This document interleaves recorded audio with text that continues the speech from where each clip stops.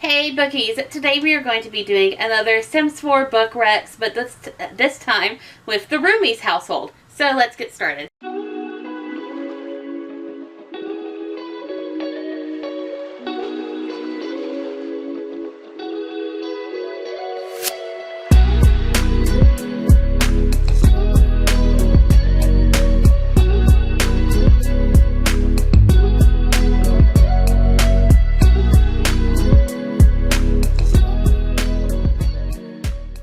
So I hardly play these characters a lot.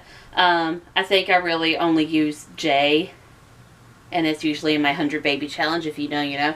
Anyways, so I don't really know these characters a lot. Hopefully I'm going to get their stuff right, but who knows. Correct me down below. Tell me what you think each character would like. Whatever. I mean, they're fictional characters anyways. It doesn't matter. They're not going to read these books. So the first character that we have is Zoe Patel. She is unemployed, first of all, because I tried to incorporate their careers in this one. She is a goofball. She's cheery, clumsy, and gregarious, which means that she likes talking. And her aspiration is to be a friend of the world. So for like kind of the gregarious / friend of the world aspect, I went with Kisses and Croissants by Anna-Sophie. Jouhanneau? Please correct me if I'm wrong, which I know I am. This one is a sweet tale about a girl who is going to a summer school ballet school thing. She wants to become like a master ballerina person. I don't know what they're called. I'm so sorry. But anyways, she's going to this school and it's over in France. Kind of where, I guess where ballet was born? I think that's Russia actually. I don't know. Someone tell me. Anyways, very prestigious school, and she meets a boy. Things kind of go downhills from there. But this is a very sweet and, for the most part, cheerful book until, you know, the last couple of chapters. But very cheerful, very bright. I think Zoe would really like this. I think also because she's friendly, she might like We Can Be Heroes by Kylie McCauley. This one is the total friend book. Basically, these two people right here that are standing on either side of this ghost person, they don't like each other, but they are both best friends to the ghost person who was once a real person, but after their friend, I can't remember if she disappeared or she just like completely got killed off screen. One of those two, after her untimely demise, ending, mystery, whatever, they kind of have to come together to make sure that the town remembers her. It's a very, very sweet book. I remember that. I don't remember much else about it, but I remember it was really sweet, and I think that Zoe would really like a book like this. I think that Zoe would also be into a couple of other romance novels that are not like smut, not really like adult, but I think that she would really like kind of sweet, closed-door romances, so to say. I think she would like A Million Junes by Emily Henry. This one is a Romeo and Juliet retelling, kind of. I know that she doesn't really like it being said like that, but it really rings true of Romeo and Juliet. Anyways, two kind of feuding, kind of distant households. The two kids fall in love with each other. But the main character, her name is June. She can kind of go through different variations of herself, I believe is what it is. It's really cool. It's really trippy, but it's a really sweet book. Something, again, that I think that Zoe would really like. And lastly, for one of the sweetest graphic novels I've ever read in my life, it is Crushing by Sophie Burrows. This is a graphic novel that has like 99% no words at all. Nothing spoke between the main characters or anything. And it kind of tells the story of how these two people meet in like a really busy city. Really sweet, really cute. The drawings are really adorable. And absolutely love it. So cute. Now we're going to move on to Mitchell Kaylani. He is an assistant dishwasher. And he does have like a couple of skill points in cooking, I believe. He is a bro. He's lazy, outgoing, and gregarious as well. He wants to be the joke star. So he aspires to do something in comedy. So I think going off of his kind of cooking job right now, I think that he might kind of be into When in Rome, which is something I'm currently reading. I can't remember the author. But it's super cute. It's a romance. Which he might be like into. But it's also kind of funny. It kind of reads like a rom-com, which I think that he would really enjoy for the comedy aspect. Anyways, it's about this girl who is a famous singer, famous star, whatever. And she's like, yo, I need a break. There's way too much shit going on. So she hops in her car and leaves. She accidentally, I thought that was my phone. She accidentally ends up crashing into this guy's yard, though, who's kind of a loner, doesn't really like to talk a lot. And she, there's no, this is a small ass town in Kentucky. There's really no place for her to stay.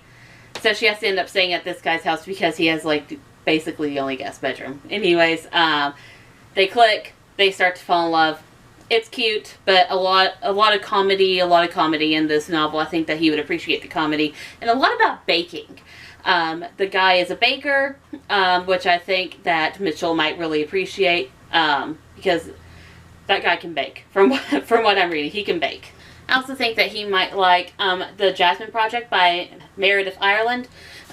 This is a really sweet book. Basically, it is a family sets me up on blind dates book. So again, another romance book, but it also has a lot of comedic moments. It reads a lot, kind of a lot like Bachelor kind of style, the Bachelor show, whatever. But at the end, it focuses a lot on the funny aspects. There is some romance. Again, it is a romance novel, but there is a lot of comedy in here. A lot of kind of teenage hijinks type of thing that he might really like. Mitchell also strikes me as a person that might not want to read a lot. He kind of doesn't strike me as a reader. So he might appreciate something that's really quick and sweet. So which is why I picked up A Spindle Splintered by Alix E. Harrow. It is just over 150 pages. No, not even. It's like less than 120. So super sweet book. So it gets to the plot fast and everything. It's very kind of fast paced, but super good fantasy. It is kind of the multiverse of madness meets Sleeping Beauty. It's a weird combination, but it works. It's really good, really sweet. If he had to read a book, I think he would choose someone that's like super thin like this one. He also strikes me as someone that's kind of like into like rock. I think I usually like, when I've played him, I've put like his interests as like rock and stuff for his musical interests. But he seems like the type of guy that would like, you know, like a concert or whatever, he might jam out to one. Which is why I chose We Sold Our Souls by Grady Hendrix. This one, okay, so Grady Hendrix, horror novel. So this is a horror novel, but basically it's the novel title rings true. It's about this rock band that basically sold their souls to the devil. I've not read it yet. I've heard so many good things about this. I can't wait to get to it. And it looks like the front looks like a magazine cover, so I hope that it kind of reads like a magazine cover. Next up we have Jay Huntington III, who I play with a lot for my 100 Baby Challenge. He has a quality assurance career, which is somewhere in like the IT field, I don't know. He is active, a bro, non-committal, so he's great for the 100 Baby Challenge, by the way. And he has high metabolism, and he's a bodybuilder. He has the bodybuilder aspiration. He wants to get buff. He's already kind of there. You don't know, his body's kind of weird. His arms are like kind of skinny, but his chest is really big. Anyway, so whenever I've had him in my household, he always seems kind of like hoity-toity, high maintenance, you know, kind of thing. So I think that he would kind of be into like classical Regency works. I don't have a lot of them, so here's The Duke and I by Julia Quinn. He might have read this one just because, like, I don't know, his mummy or something read it. I don't know. Anyways, if you don't know what this book's about, I don't know what to tell you. It's about this woman that has 7 kids. She's desperately trying to get them all married because she wants them out of the house. That one focuses on one of the daughters who falls for a duke, and he has his own set of problems with that. There's a lot of family drama. Very, very high-class family drama. Kind of rings a lot like Land Grab and Huntington, you know, ness. Wealthy-ish. I also don't think that he would be that big of a reader. So I think that he would read books, if he read books, that it would be books that he saw as movies. So like Bird Box by Josh Malerman, which is, you know, just like a TV show. It's a horror book. there's something out there that is causing people to unalive themselves, and you can't look at it. I also have Mortal Engines by Philip Reeves, because this was also a film. Basically, it's a dystopian where all the major cities have become moving castle-esque type things.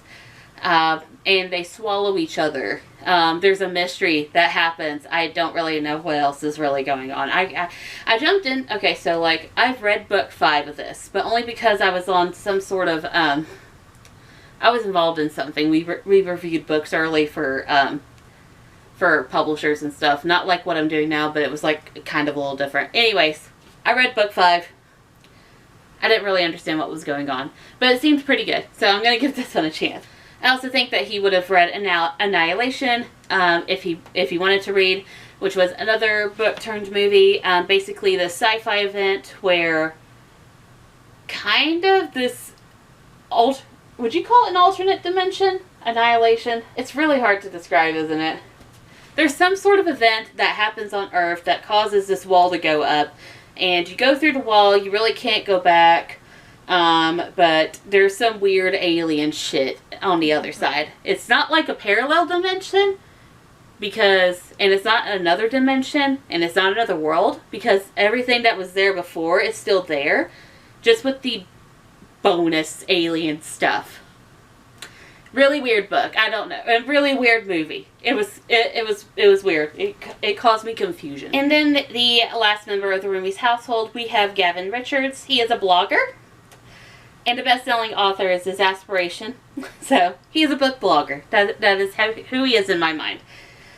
He is also a bro. Everyone in this household has the bro trait, I'm just realizing. He is neat, and he's a muser.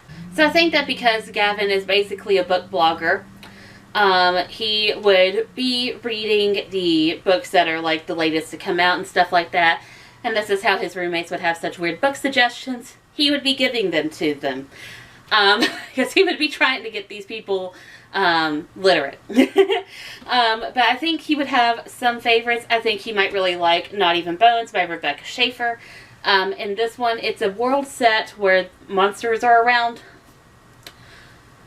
It's a little weird. There's like different types of monsters. But our main character works with her mother, who kills supernatural beings and then kind of cuts them up to sell their body parts. Our main character just kind of, assists in that until she's kidnapped.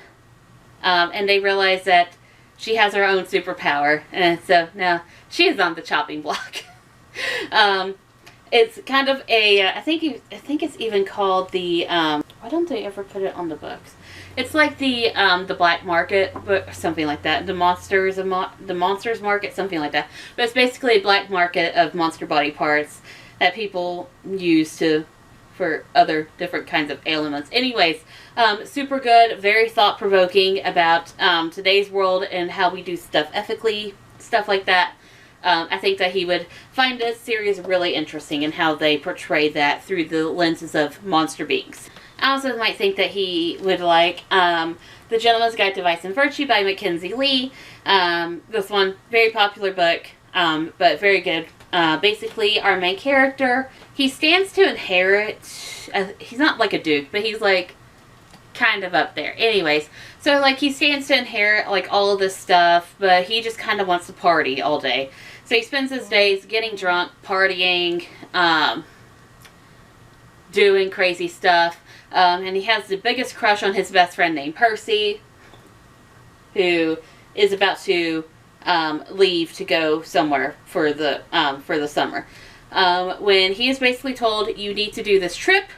This is the last trip that kind of like back then in like 18th, 19th century, all of these like high up there boys got like kind of like a farewell tour, going sailing through the countries and stuff. To kind of enlighten them on the culture and stuff there. Didn't really work. They just spent the time partying. Anyways, this is his farewell tour, and then when he comes home, he's going to have to buckle down and prepare to take over his father's businesses and stuff like that. The household, everything. So he convinces his friend Percy to go along, and along the way they pick up his sister. There is a lot of hijinks. They discover some stuff about Percy, or not Percy, what's his name? Yeah, Percy is his name. I don't know what I'm saying. Anyways, they discover a lot of stuff about each other, and alchemy is involved. That's all I'm saying. It's a hell of a ride. I think that Gavin would really like this. I also think that he might be into Horrorstor by Grady Hendrix just for the season. This is basically a book about this store that is IKEA-like, but they are IKEA opponents. Anyways, our main character, she is a minimum wage employee there. She's kind of disgruntled. She's about to leave that job, go for another one. She has one more shift to do. It's the night shift. And they're like, you do this night shift, and then you can be done with this place. She's like, cool. I don't ever want to work here ever again. This place is crappy.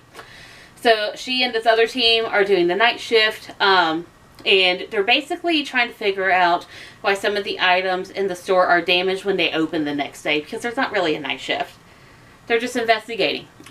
Turns out demons. Demons are the answer. Demons. Demons. Yeah.